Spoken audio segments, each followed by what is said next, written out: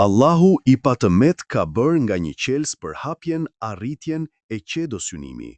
Qelësi I namazit është abdesi, qelësi I haxhit është ihrami, qelësi I mirësisë është vërtetësia, qelësi I xhenetit është teuhidi, besimi në njësinë e Allahut.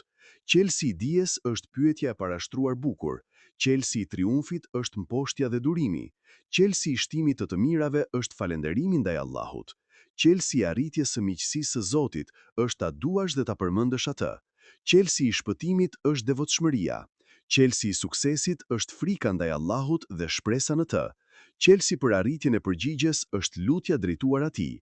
Qelësi për zemër të gjallë është meditimi I Kur'anit dhe përgjërimi ndaj Allahut në pjesën e fundit të natës. Qelësi për furnizim është puna së bashku me kërkimin e faljes dhe devotshmërinë. Qelësi I krenarisë është bindja ndaj Allahut.